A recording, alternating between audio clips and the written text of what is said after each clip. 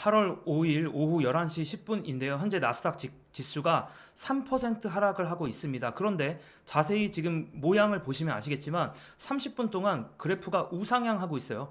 아시아 증시가 아침에 멸망급으로 하락을 한 거에 비하면 나스닥, S&P의 하락폭은 괜찮아 보입니다. 그리고 엔비디아도 다시 100달러를 회복을 했습니다. 물론 엔비디아도 마이너스 6%의 상황이긴 한데 그래프 요 방향의 느낌이 나쁘지가 않죠. 테슬라도 마찬가지입니다. 현재 마이너스 4.6% 하락하는 상황인데 이제 계속 상승하는 그런 분위기고, 자, 도대체 어떤 일들이 있었는가. 일단 마켓에서 나오는 서비스 구매관리자 지수가 예상치보다 나쁘게 나왔어요. 근데 이게 뭐 엄청 나쁘게 나온 것까지는 아니니까 시장에서 살짝 좀 관망을 하는 분위기였다가, 바로 오늘의 사실 키포인트는 역사와 전통이 있는 ISM에서 측정하는 비제조업 지수가 있는데, 이 비제조업 지수가 사실 이제 여러분들 지난번에 폭락이 시작된 것도 ISM 제조업 지수가 예상보다 낮게 나오면서 시작이 됐거든요. 근데 이번에 ISM 비제조업 지수가 나왔는데 이게 예상치가 48.8인데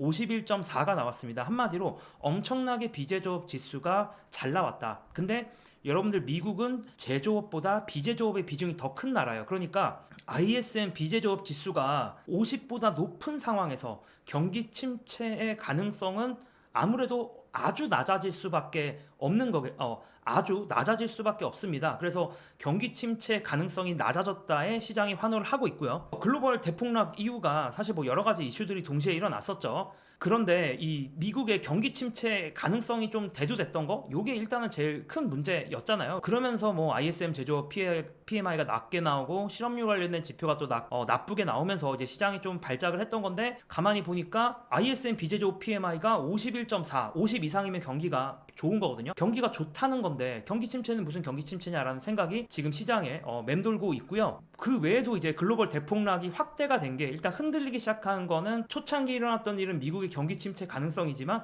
사실 또 엔캐리 트레이드가 청산이 되면서 문제가 있었죠. 엔캐리 트레이드라는 건 뭐냐, 일본 같은 경우 30년 동안 제로금리를 유지하다 보니까 엔화로 돈을 빌려서 글로벌에 전 세계에 투자를 하는 게 너무 당연했었고요. 이제 그래서 그런 식의 투자를 엔캐리 트레이드라고 하는데 무려 4조 달러 정도로 추정이 된다라고 합니다. 근데 아시겠지만 최근에 일본 중앙은행이 갑자기 금리 인상을 하면서 엔화가 단기적으로 너무 갑자기 엔화가 강해졌어요. 너무 짧은 시간에 엔화가 강해지다 보니까 강제 손절매를 당했는데, 이제 그때 가장 레버리지를 껴서 투자하던 게 뭔지를 봤더니 이 글로벌 시장의 M7 중심, 요즘 가장 잘 나갔던 게 바로 M7 아니겠습니까? 그래서 이런 M7 중심으로 레버리지 투자를 했다 보니까 엔캐리 관련돼서 청산을 하면서 자연스럽게 미국의 M7이 이제 가장 많이 팔았다. 미국의 M7을 엔캐리 트레이드로 청산되는 과정에서 많이 강제로 팔았다라고 보는 게 어느 정도 지금 시장의 시작인 것 같아요. 그러니까 처음에 시작된 이벤트들은 있었지만 일본이 그런 진원지다라고 어느 정도